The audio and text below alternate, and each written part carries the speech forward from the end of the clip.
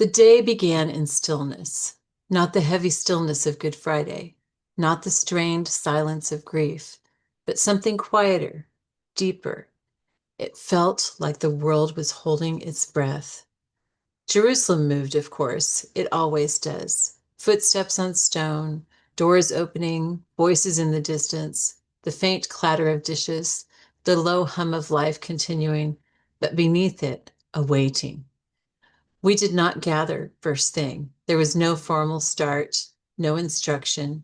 We had been told the night before, today is a day to remain, to pack because we will be leaving on Monday, to say our goodbyes to each other because we will be celebrating as a big group on Sunday, but to remain. And so we did. Some of us stayed in our rooms longer than usual. Some wandered quietly through the halls of JUC. Some stepped outside onto Mount Zion, looking out over the city that had, in just a few days, become something more than a place we wanted to remember, a place we didn't really want to leave. I packed slowly, not because I had much to pack, but because I didn't want to rush it, folding things, placing them carefully, leaving some things out a little longer than necessary. It felt strange to prepare to leave after everything, after the road, after the descent, after the city, after the cross. And yet, that is what pilgrimages do. They end, but not completely. You take things with you.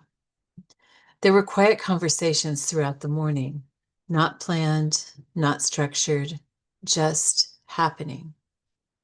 I found Lucia sitting on the floor in the hallway, Agnes curled in her lap. She was drawing. "What are you working on?" I asked. She turned the page slightly toward me.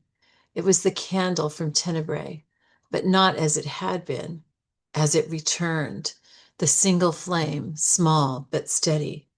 "I don't want to forget it," she said. "You won't," I said. She smiled, "but I might forget how it felt." That was honest. I sat beside her for a moment.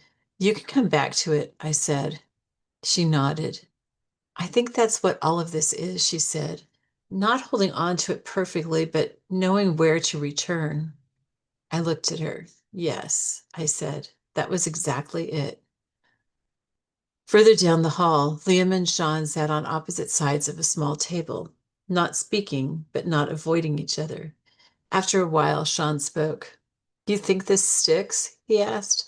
Liam shrugged slightly. "Some of it," he said. Sean nodded. "I don't want to go back to how I was." Liam looked at him. "You won't." Sean raised an eyebrow. "You sound pretty sure." Liam hesitated. "Because you've seen it now," he said. "You can ignore it, but you can't unsee it." Sean leaned back slightly. "Yeah," he said. That was enough. In the courtyard, Mom and Dad sat together, Pearl stretched out at their feet, content, steady, present as always. Mom leaned against Dad, not saying anything, just being. After a while, she spoke. "I wish we had more time." Dad's arm tightened slightly around her. "We do," he said. She looked up at him. "A week," she said softly. He nodded. "A week," he said. She let that sit, then smiled faintly. "Then we'll use it well." "Yes," he said. "And I will see you again when your time here is done." Nearby, Claire sat with Maria. No words at first. Then Maria spoke. "I don't always know what to say," she said. Claire smiled gently. "You don't always need to," she said. Maria looked relieved. "I thought I should have more something." Claire shook her head. "You have what is needed," she said. "You are present. That is often more than words."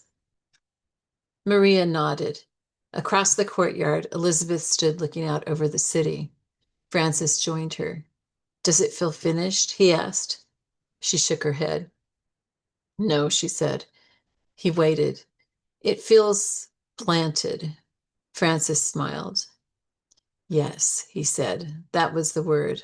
Planted. The afternoon passed quietly. No one tried to fill it. We packed. We rested. We spoke in small moments, and beneath it all, a quiet expectancy, because the night was coming. We gathered after sunset. The church was dark, completely dark, not dim, not shadowed, dark. We stepped inside and found our places in silence, and then we went back out to the fire. Outside the church, a flame had been prepared, small at first, then growing. The priest stood beside it, blessed it. The paschal candle was brought forward, marked with a cross, Alpha, Omega, the year, and then lit from the new fire, light from darkness. We followed as the candle was carried inside, the church still dark. Lumen Christi, light of Christ. Deo gratias, thanks be to God. Again, Lumen Christi, and again, the flame passed from candle to candle, one, then another, until the darkness began to soften. Not gone, but pierced. We stood there, holding light, and then the exultate, chanted, ancient, rising into the stone and echoing back down the way it had done for generations.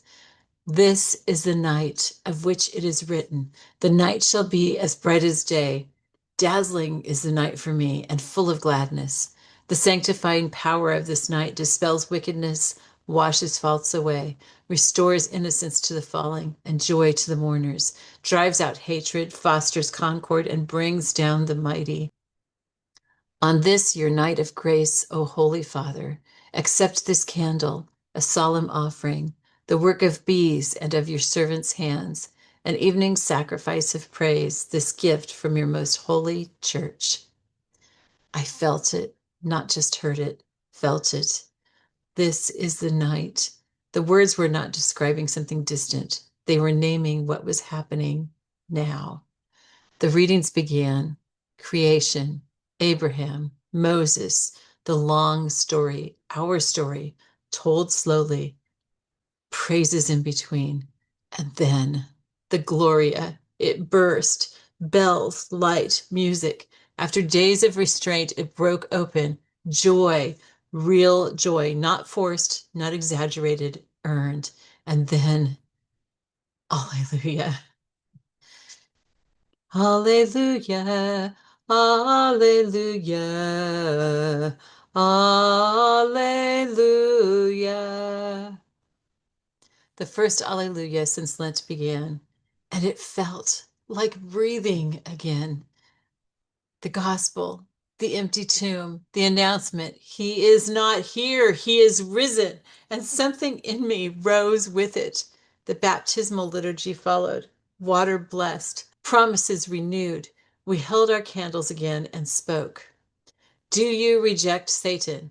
I do. And all his works? I do. And all his empty promises? I do. Not as repetition, but as choice, as return, as renewal. Water sprinkled over us, cool, real, a reminder we had been here before, and we were here again. Then the new members, welcoming them into our body. The Eucharist, the table restored. After the emptiness of Good Friday, fullness given again, and this time with joy, not sorrow, not mourning, joy. We received, and it felt different because we had walked the whole way from palms to cross to tomb, and now life. The Mass ended with Alleluia again and again, as if we could not say it enough. We stepped out into the night, but it was not dark, not really, because something had changed. Not the sky, us. We walked back to JUC together, not speaking much, but not silent either. There was laughter, soft, gentle. There was lightness, not because the cross had disappeared, but because it had done its work. And I realized this is what we had been walking toward, not just the city, not just the events, but this night, this light, this life. And as we reached the door, we held on to one thought. not tightly, but truly. The tomb was never the end. It never was. Not for Jesus and not for us.